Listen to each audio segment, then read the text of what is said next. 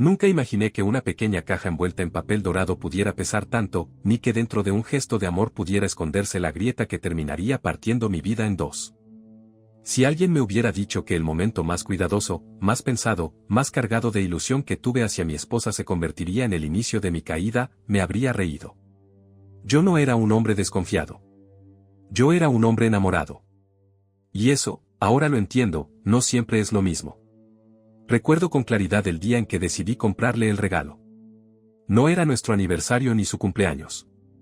Era un martes cualquiera, uno de esos días grises en los que la rutina parece comerse todo lo que alguna vez fue pasión. Habíamos estado distantes. No por peleas grandes, no por gritos, sino por algo peor, por silencios. Esos silencios que no se notan al principio, pero que se instalan como polvo en los muebles, acumulándose hasta que un día ya no puedes ignorarlos. Yo sentía que ella estaba lejos, aunque durmiera a mi lado. Su cuerpo estaba en la cama, pero su mente parecía haberse mudado a otro lugar. Quise hacer algo para traerla de vuelta. Para recordarle que todavía éramos nosotros, que todavía había un para siempre latiendo debajo de las obligaciones, las cuentas y el cansancio. Pensé en algo simbólico, algo que no fuera simplemente caro, sino significativo. Ella siempre había mencionado un collar que vio una vez, uno delicado, con una pequeña piedra azul. Decía que el azul le recordaba la calma, el mar, los comienzos. Yo escuché eso. Siempre escuchaba. O al menos eso creía.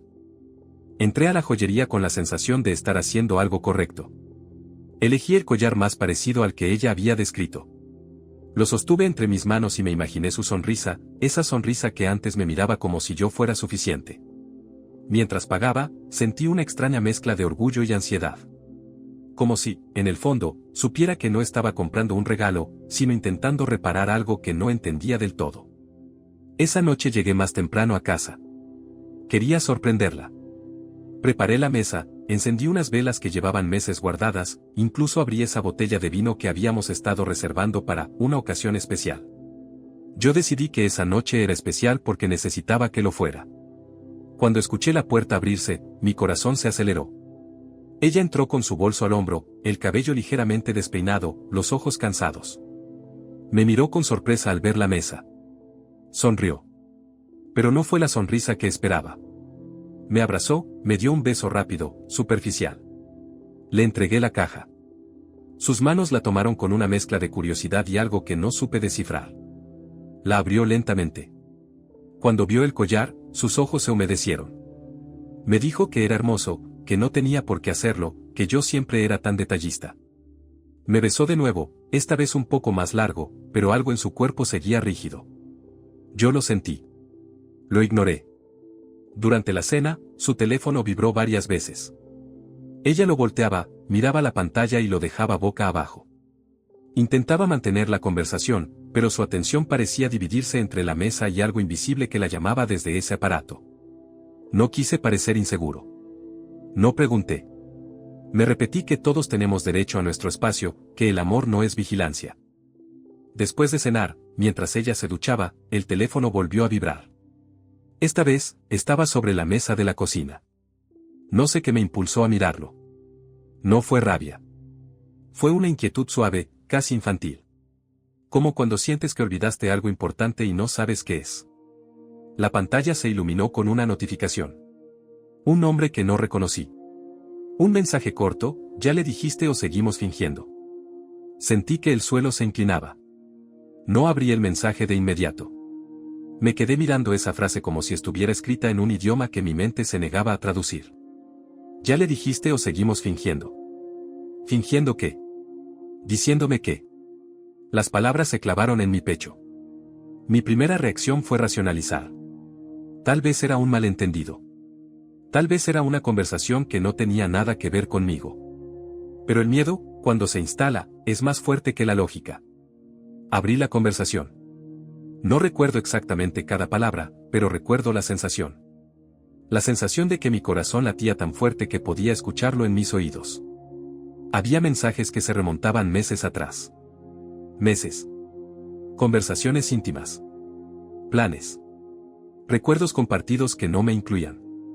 Frases que antes creí que eran exclusivas nuestras, repetidas con otra voz, con otro nombre. Descubrí que mientras yo planeaba sorpresas, ella planeaba encuentros.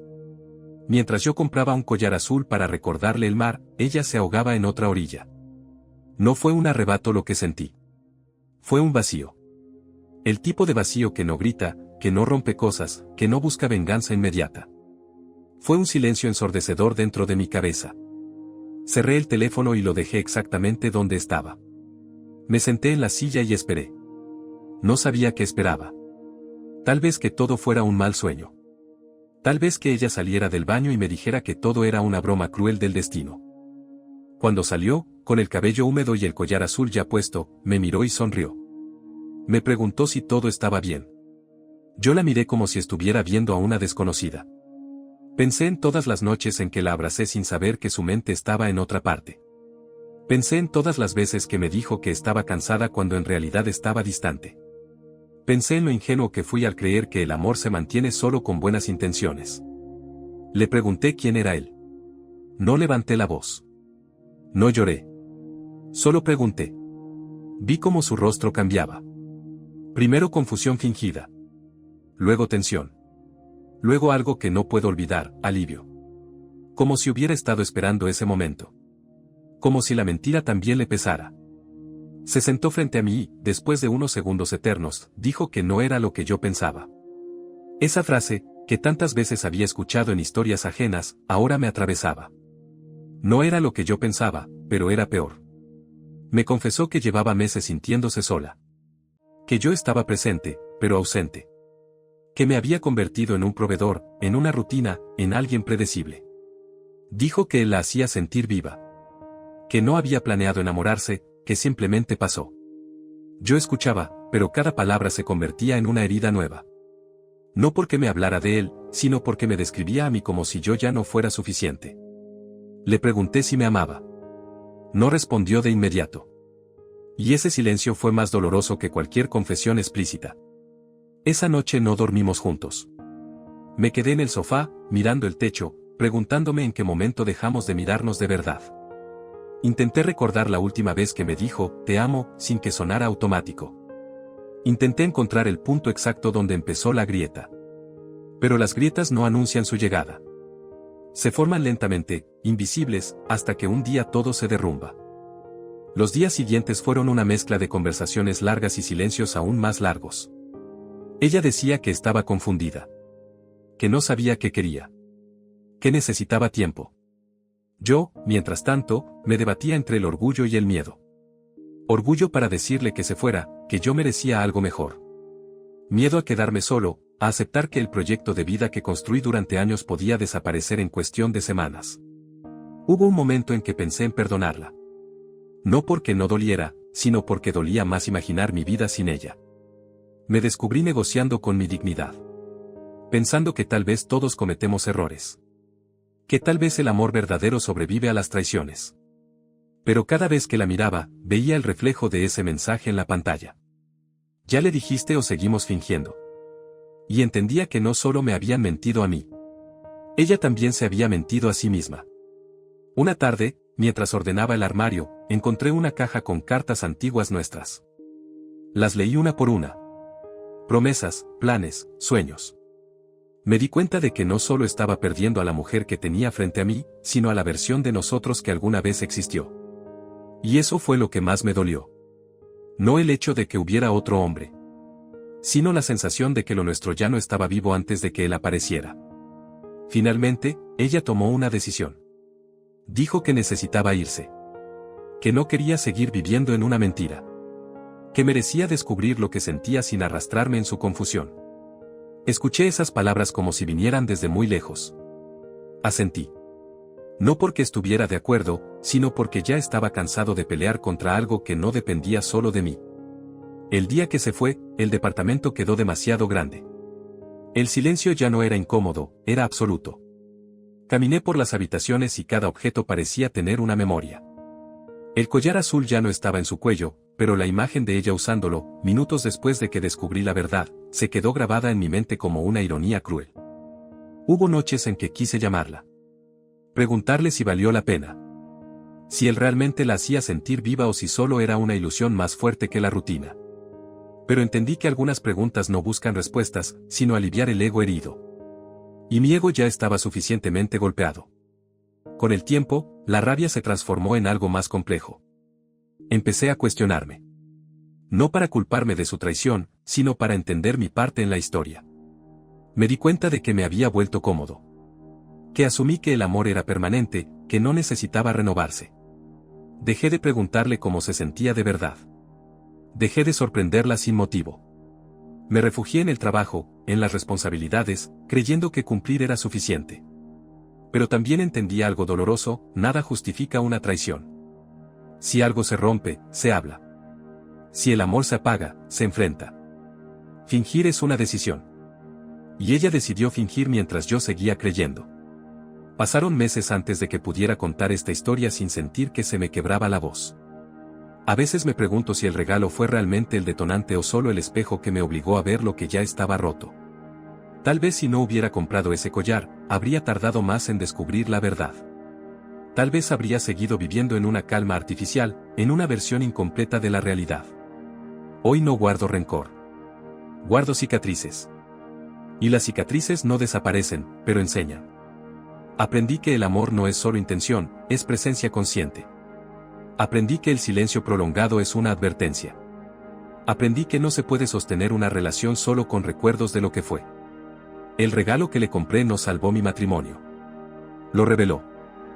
Y aunque esa noche sentí que mi mundo se derrumbaba, con el tiempo entendí que descubrir la verdad fue menos cruel que seguir viviendo en una mentira. A veces, la peor traición no es que alguien se vaya con otro. Es que se quede mientras ya no está. Y yo viví meses abrazando a una mujer que, en el fondo, ya se había despedido. Si algo me quedó de todo esto, es la certeza de que el amor exige valentía. Valentía para hablar, para enfrentar, para irse si es necesario. Fingir solo prolonga el dolor. Yo elegí regalarle un collar azul pensando que traería calma. Lo que trajo fue una tormenta. Pero después de la tormenta, queda algo más honesto: la posibilidad de empezar de nuevo, sin mentiras, sin máscaras, con la cicatriz visible pero el corazón despierto. Esa es la parte que nunca me atreví a decir en voz alta. Hasta ahora. Porque lo que nadie sabe es que la historia no terminó cuando ella cruzó la puerta con una maleta y el collar azul guardado en algún rincón que ya no me pertenecía. La verdadera fractura comenzó después, cuando me quedé solo con el eco de mis propios pensamientos y con una pregunta que me perseguía como una sombra: ¿en qué momento dejé de verme a mí mismo? Al principio intenté reconstruirme con disciplina. Me levantaba temprano, ordenaba la cama, iba al trabajo como si nada hubiera cambiado. Sonreía cuando alguien preguntaba por ella y respondía con frases ensayadas, neutras, como si nuestra separación fuera un trámite administrativo y no un desgarro interno. Me convertí en un actor de mi propia vida. Decía que estaba bien, pero cada noche, cuando apagaba las luces, el silencio volvía a sentarse a mi lado. Lo más difícil no fue aceptar que ella estuviera con otro. Lo más difícil fue aceptar que yo seguía pensando en ella incluso cuando intentaba odiarla. Me sorprendía imaginando si él la abrazaba igual que yo. Si le decía las mismas cosas que alguna vez me susurró. Si también le compraba regalos inesperados o si, por el contrario, era impredecible, arriesgado, diferente a mí en todo lo que yo había dejado de ser. Una madrugada, después de varias semanas sin saber nada de ella, recibí un mensaje. No era de él. Era de ella. ¿Podemos hablar?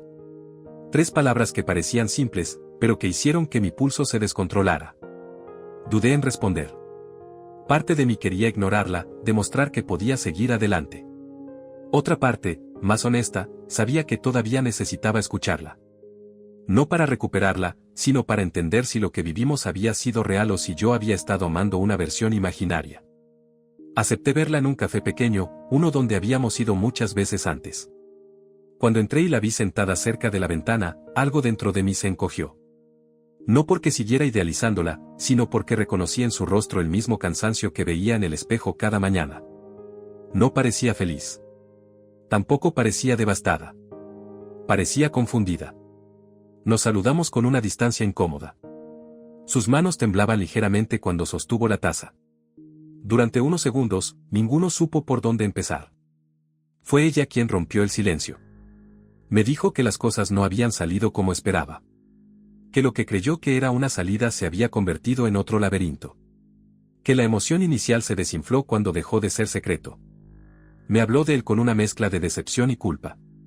Dijo que cuando ya no había nada que ocultar, se dio cuenta de que la intensidad que la atrajo no era amor, era escape.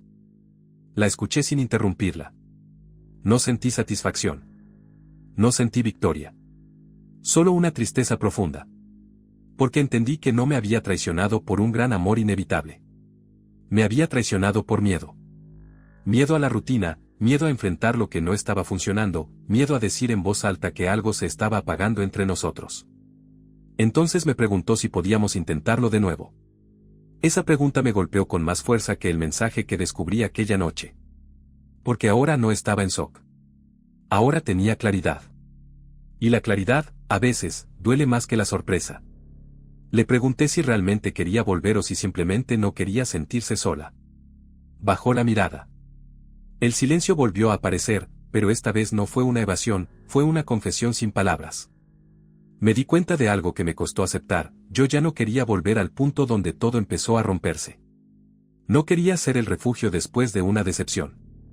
No quería reconstruir algo que ella había decidido abandonar sin hablarlo primero.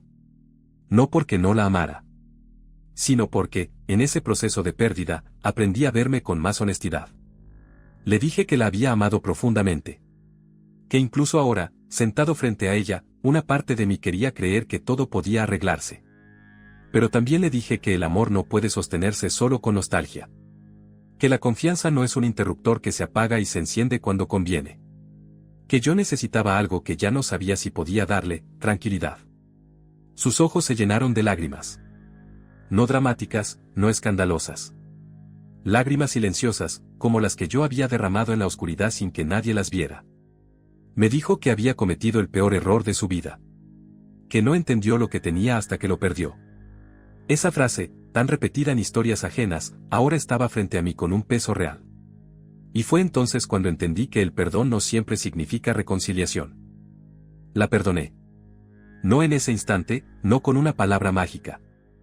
Pero decidí no cargarla como un ancla en mi futuro. Le dije que esperaba que encontrara claridad, que aprendiera a enfrentar sus vacíos sin destruir lo que ama. Pero también le dije que yo necesitaba empezar de nuevo sin la sombra constante de la sospecha. Salimos del café y nos despedimos sin promesas. Sin quizás. Sin más adelante. Solo un abrazo largo, cargado de lo que fuimos y de lo que ya no seríamos. Pensé que después de eso vendría una calma inmediata. No fue así. La decisión de no volver también duele. También genera dudas. Durante semanas me pregunté si había sido demasiado duro. Si el amor verdadero consiste en luchar incluso cuando todo está quebrado. Si estaba renunciando demasiado pronto. Pero cada vez que esas dudas aparecían, recordaba aquella noche en la cocina. Recordaba la sensación de que el suelo desaparecía bajo mis pies. Recordaba cómo ella fue capaz de mirarme mientras sostenía una mentira. Y entendía que el amor sin respeto se convierte en una forma lenta de autodestrucción. Comencé a cambiar cosas pequeñas en mi vida. No como un acto de rebeldía, sino como una reconstrucción consciente. Volví a hacer ejercicio, no para verme mejor, sino para sentir que tenía control sobre algo. Retomé conversaciones con amigos que había descuidado. Me permití hablar de lo que pasó sin vergüenza, sin disfrazarlo. Descubrí que muchos habían vivido historias similares y que el dolor compartido no se reduce, pero se entiende. Un día, mientras caminaba por la ciudad, pasé frente a la misma joyería donde compré el collar azul. Me detuve frente al escaparate. Vi reflejado mi rostro en el vidrio, superpuesto a las luces brillantes y las piezas cuidadosamente exhibidas. Pensé en el hombre que entró ahí convencido de que un gesto podía salvar lo que no se estaba hablando. Pensé en su ingenuidad, en su esperanza. No lo desprecié. Tampoco lo idealicé. Lo entendí. Comprendí que el error no fue amar. El error fue creer que amar sin dialogar era suficiente. Meses después, supe por terceros que ella se mudó a otra ciudad. No sentí el impulso de buscarla. Tampoco sentí rabia. Solo una especie de cierre silencioso. Como si el capítulo hubiera terminado sin necesidad de una última página dramática. A veces me preguntan si volvería a confiar. Si después de una traición así uno no se vuelve desconfiado, frío, distante. La verdad es que durante un tiempo sí me volví así. Analizaba cada palabra, cada gesto. Buscaba señales ocultas donde no las había. Pero entendí que vivir desde la sospecha permanente es otra forma de prisión. La cicatriz no desapareció. Sigue ahí. Pero dejó de sangrar. Con el tiempo conocí a alguien más. No fue un amor inmediato ni una pasión arrolladora. Fue algo más tranquilo, más consciente. Me sorprendí siendo honesto desde el principio. Hablé de mis miedos, de mis límites, de lo que no estaba dispuesto a tolerar. Y también escuché. Escuché de verdad. Aprendí que la rutina no es el enemigo es el silencio cuando algo empieza a doler. No sé si esta nueva historia será eterna. Ya no creo en eternidades garantizadas. Creo en decisiones diarias. En conversaciones incómodas. En la valentía de decir, esto me duele, antes de que el dolor busque salida en otro lugar. A veces, en noches específicas, recuerdo el collar azul. Me pregunto qué habrá hecho con él. Si lo guardó como símbolo de culpa o si lo vendió como quien se deshace de un recuerdo incómodo. Y luego dejo de preguntarme. Porque ya no necesito esa respuesta para seguir adelante. Lo que sí sé es que aquel regalo, el que compré con la intención de salvar algo, terminó salvándome a mí. Me obligó a enfrentar la verdad. Me arrancó la venda de los ojos. Me mostró que el amor no se sostiene solo con detalles, sino con presencia real, con conversaciones que incomodan pero construyen. Descubrir la peor traición de mi esposa fue como caer desde una altura que no sabía que existía. Pero en la caída también descubrí algo inesperado, mi propia capacidad de levantarme sin convertirme en alguien amargado. No elegí que me traicionaran. Pero sí elegí qué hacer con esa herida. Hoy puedo decir que aquella noche no fue el final de mi historia, sino el inicio de una versión más honesta de mí mismo. Aprendí que las cicatrices no son símbolos de debilidad, sino de supervivencia. Que perder a alguien no siempre significa perderse a uno mismo. Y que, a veces, el regalo que crees que destruyó tu vida es el mismo que te obliga a reconstruirla con cimientos más sólidos.